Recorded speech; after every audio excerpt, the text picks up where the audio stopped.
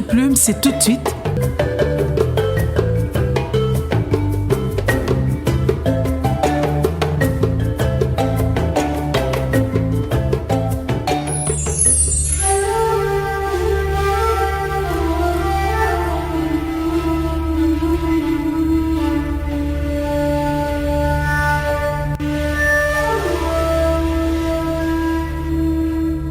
Messieurs et dames, bonsoir et bienvenue à ce nouveau magazine d'Encre et Plume. Pour vous ce soir, nous recevons le professeur Philippe Kongolombi, docteur en sciences de l'information et de la communication, spécialiste en communication de crise. Il dispense le cours de communication globale dans plusieurs universités, notamment l'Université pédagogique nationale, Révérend Kim, l'Université islamique du Congo, mais aussi il est chef de département en sciences de l'information et de la communication à l'UPN toujours. Bonsoir, monsieur Philippe. Bonsoir, mademoiselle la journaliste Dovin, je crois bien. Bienvenue. Merci beaucoup. Ce soir, nous parlons sciences, nous parlons communication, nous parlons entreprise, nous parlons crise. Votre ouvrage, Un guide en communication de crise d'entreprise, oui, paru aux éditions révisées à Kinshasa en 2021. Alors, monsieur Philippe, oui. Que signifie la communication de crise? D'abord, je vous remercie d'emblée pour m'avoir accordé cette opportunité de venir dans cette émission, ici à Biwane. Biwane, c'est ma maison parce qu'à l'époque, on m'invitait aussi dans ce genre d'émission. Bon, à la question posée, la communication de crise, c'est un ensemble de stratégies que mettent en place, en évidence, les acteurs en crise, les acteurs en conflit, justement pour informer les contemporains, en interne, en externe, sur l'objet de la crise, sur l'objet de l'événement malheureux peut-être qui s'est produit au niveau de l'entreprise. Ils doivent être informés. Parce qu'une entreprise ne fonctionne pas seule. L'entreprise fonctionne en interne, en externe, où ils ont de la clientèle, où ils ont des fournisseurs, où ils ont une gamme de clients qui doivent être informés. Qu'est-ce qui se passe là où nous sommes associés? Nous vendons les produits, nous achetons les produits. Il y a une situation. Ils doivent être informés en interne et en externe. Et donc, vous avez subdivisé les livres en 3 grandes parties.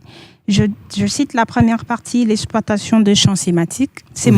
Oui. La deuxième partie, l'analyse des différentes stratégies de crise et communicationnelles. Voilà.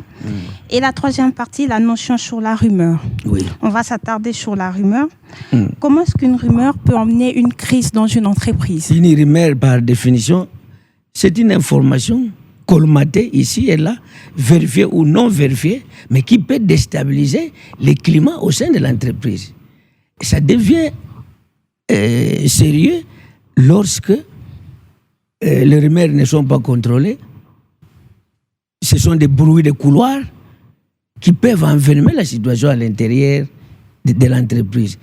Ça peut entamer la crédibilité de l'entreprise. Parce qu'on ne sait pas qui en est l'auteur. Ça commence un petit peu, puis ça prend de l'ampleur. Des petits faits anodins, des petits faits incontrôlés. Souvent négligés. Négligés, mais c'est comme une fièvre par rapport qui peut devenir un cancer. C'est comme une petite rivière, une source qui peut devenir une grande rivière. C'est comme ça. Il ne faut pas négliger tout ce que vous entendez comme bruit de couloir, de buzz. Mais je vous dis directement que ce n'est pas mauvais parce que les rumeurs ont des côtés négatifs et des côtés positifs. Donc il faut toujours prêter attention. Il faut prêter attention. Il n'y a pas de fumée sans feu, dit-on. On se base sur ça. Quand quelque chose circule, il faut prêter l'oreille. Vrai ou faux, ça ne fait rien. Parce que si c'est vrai, eh bien, vous pouvez prendre des précautions. Vous voyez? Mais ce n'est pas parfois mauvais parce que ça peut être une lampe témoin qui peut narrer une situation, soit qui couvre au sein de l'entreprise. Ça peut devenir une crise parce que, et plutôt un conflit même. C'est difficile de contrôler. Et les gens peuvent être en débandade. Vous voyez? Alors, Monsieur Philo, Oui. il y a 3 ans de cela, le monde a connu la crise. Oui, la Une des crise. plus grandes crises, la Covid-19. C'est une crise sanitaire. Évidemment, une crise sanitaire. Oui. Vous étant spécialiste en communication des crises, comment avez-vous analysé cette crise et particulièrement en RDC? Peut-être. Bon, c'est une pandémie. Et une pandémie, par définition, c'est une maladie qui touche toutes les couches du monde. Vous voyez?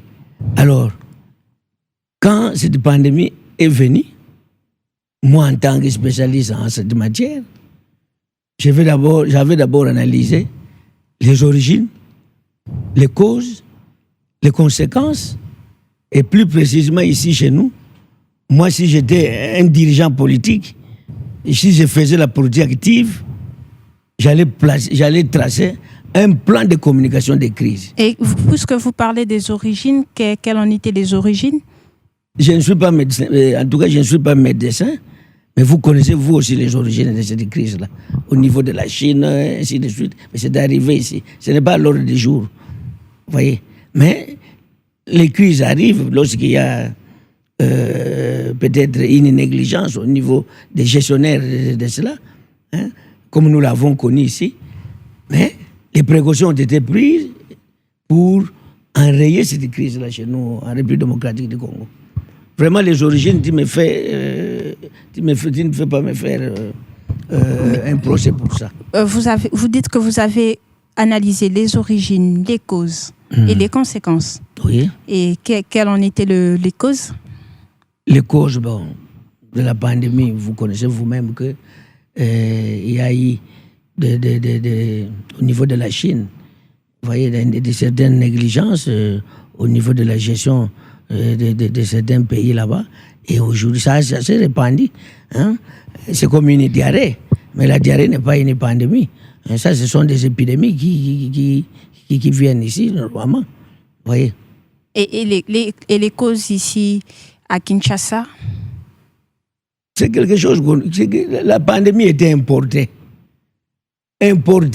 Oui, c'était importé, mais les causes que nous avons subies ici à Kinshasa, mais c'était lesquelles? Les premières causes, c'est la mort par province. Vous avez entendu qu'il y avait, et on suivait cette crise-là, comment ça s'est passé à travers les provinces, surtout à Kinshasa, où il y a une agglomération de gens. Il y a une constellation de tribus ici. Les gens sont morts. Il y a eu la faim. Hein? Dans certaines maisons, les gens ne mangeaient pas. Les études étaient négligées, étaient bafouées.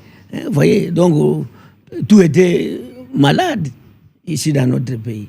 Vous venez de dire à l'instant que si vous étiez un des dirigeants du pays, vous auriez élaboré un plan de communication. Oui, je viens de le dire ça parce qu'un plan de communication, c'est quoi? C'est un plan ambitieux qui comprend beaucoup d'éléments. Par exemple, les cibles, les messages qu'on doit communiquer en interne et en externe. Même le budget, ça doit être prévu là-bas. Les conséquences, hein, tout ça. Donc c'est comment je dois dire ça? C'est une feuille de route. Hein, c'est une feuille de route qui comprend un certain nombre d'éléments. Par exemple, la cellule de crise doit être là. La cellule de crise a pour mission de contrôler et de surveiller la crise jour par jour. Et puis, il est composé des experts, par exemple, des environnementalistes, c'est une crise, des médecins. Beaucoup de gens doivent être dans la cellule de crise pour surveiller, voir quel message il faut diffuser en interne et en externe. Donc, à la question comment communiquer en temps de crise, on doit retenir qu'il faut élaborer un plan de communication. Un plan de communication.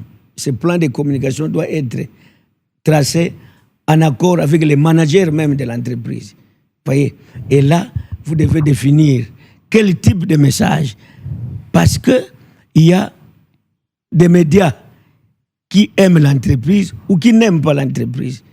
C'est pour ça que quand il y a la crise, la société, l'entreprise doit être le premier agent qui doit annoncer qu'il y a la grève ici, qu'il y a des produits mal fabriqués qui courent, le bruit court dans la population, c'est vous qui devez d'abord annoncer ça.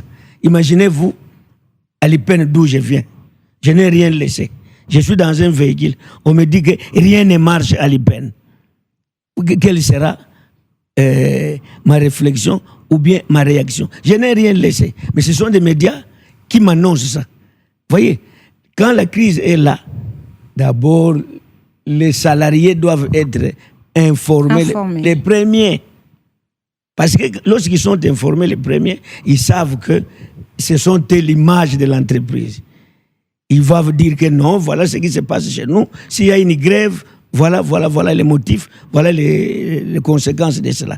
Mais si vous êtes surpris qu'il y a, chez vous, il y a licenciement des travailleurs, chose que vous n'avez pas laissée hier. Vous voyez ce que ça fait? Parce que les travailleurs, c'est l'image de l'entreprise. C'est le miroir de l'entreprise. Comme vous êtes ici à Biwan. Vous êtes l'image de Biwan. Je suis l'image de l'IPEN par rapport aux enseignements que je ventile là-bas. Alors, Monsieur Philo, un auteur du nom de Didier Heyderick a dit, je cite, « Si la presse dévoile la crise en dévançant l'organisation, c'est que la communication de celle-ci est mauvaise et que la crise ne lui appartient déjà plus. » C'est une jolie phrase. Donc, et l'auteur a raison. Ah, vous affirmez? Mais j'affirme parce que c'est comme ce que je viens de dire. Si l'organisation, si l'institution n'annonce pas la crise et que cette crise est annoncée dans les médias, ce n'est pas la presse qui est l'auteur de cette crise-là. Et à ce stade, c'est fini pour l'entreprise? Il n'y a plus rien à faire? Bon, c'est malheureux lorsqu'on apprend ça dans les médias. Parce que je venais de dire que c'est vous qui êtes concernés. Si ce sont les médias qui ne vous connaissent pas. Et j'ajoute ceci. Quand il y a la crise, tous les projecteurs sont braqués sur l'organisation ou l'entreprise. Si vous n'annoncez pas ça, ce sont les autres qui annoncent. Comme quelqu'un qui ne s'occupe pas de sa femme, ce sont les autres qui vont s'occuper de sa femme. Et parmi les stratégies citées dans votre ouvrage, on trouve des stratégies qui, à ce stade de la crise, peut gérer cette crise. Beaucoup de mécanismes ou beaucoup de stratégies pour gérer la crise. Je prends un dans les lots. Je prends un mécanisme ou une stratégie dans les lots. Vous savez, il y a une stratégie qu'on appelle la stratégie des boucs émissaires. Ah, ça c'est fort le mot. Bouc émissaire. Ça a une origine biblique. Vous voyez, quand on pêchait dans l'ancien temps, bon, pour se sauver, les gens qui étaient des pêcheurs, ils jetaient tous les péchés dans un bouc. Dans un bouc. Et on laissait les boucs errer dans le désert. Et on considère que les péchés s'en va. Alors, c'est une métaphore. C'est-à-dire quoi dans une entreprise? Si les chefs, les DG ont volé, pour sauver l'image de l'entreprise, ils prennent un ouvrier qu'ils acquisent, que ce ne sont pas nous, ce sont ces ouvriers, ce sont ces salariés qui ont volé. Donc vous êtes sacrifiés comme des boucs. Vous êtes sacrifiés. Eux sont lavés, l'entreprise à l'extérieur est lavée, mais ce sont des travailleurs qui sont sacrifiés, qui parfois qui ne connaissent rien. Alors à longue, parfois, on va les rappeler, juste pour que l'événement ou la crise passe, pour qu'ils soient lavés. Et on peut rappeler ces ouvriers-là, ces salariés-là acquisés. Vous en avez connu, vous, de crise au niveau de... Vous êtes chef de département, vous êtes chef de département en sciences de l'information et de la communication. Vous en avez connu de crises? Les crises, comme les rumeurs, surtout les crises, sont inhérentes à la vie humaine, à toute organisation. Même dans nos familles? Je dis dans toute... Même vous-même, vous pouvez connaître une crise intrapersonnelle. Ah, d'accord. Une situation qui ne vous arrange pas. Vous vous sentez, on dirait, vous êtes dépassé, vous pouvez mourir, ou on vous a déçu par un mari, par quelqu'un. Vous êtes en chambre. C'est une crise. C'est déjà une crise. Une crise. Bon, les crises sont partout, vouloir ou pas. Ou bien les gens vont vous menacer pour que vous soyez dans la crise. Dans nos familles, n'en parlons pas. Je peux parler en lingala. Bana ya maman moko. Ba yoga nagate. C'est déjà une crise. Mais c'est une crise qui peut amener à un conflit. Qui peut amener à un conflit, c'est-à-dire, vous et moi, nous ne pouvons plus parler jusqu'à la mort. Voyez, vous avec papa, vous mentez au niveau vous allez chez papa que les Minerval c'est $500, vous êtes allé dire là-bas c'est $800. Mais c'est une crise qui est dans les maquis, qui peut devenir vraiment un poison. Parce que la crise c'est une médiocrité. D'accord. Alors, Monsieur Philippe Congo, oui. Un dernier mot à nos auditeurs par rapport à la communication des crises. Les auditeurs doivent savoir que les crises ou les conflits sont inévitables. Ils sont inhérents à la vie humaine. Donc c'est normal qu'il y ait la crise. C'est comme quelqu'un qui doit sourire. Si vous ne souriez pas, vous êtes malade.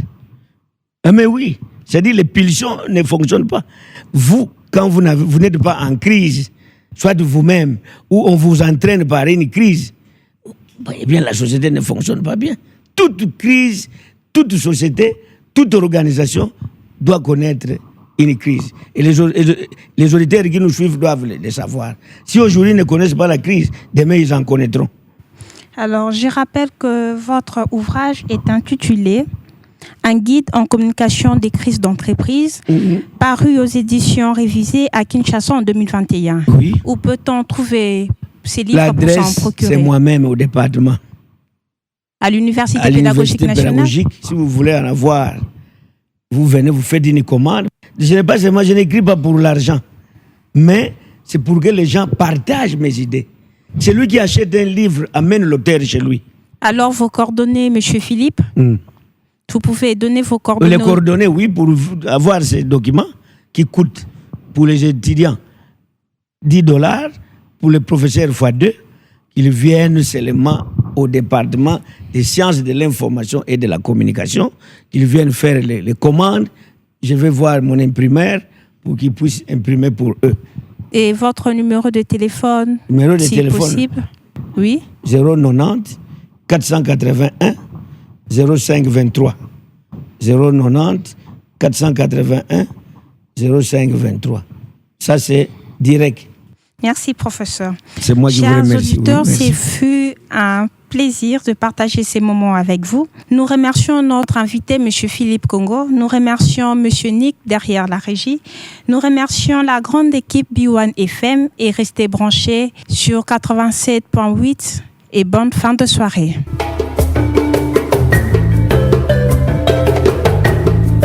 C'était Encre et Plume. Chaque samedi, 20h10, Encre et Plume.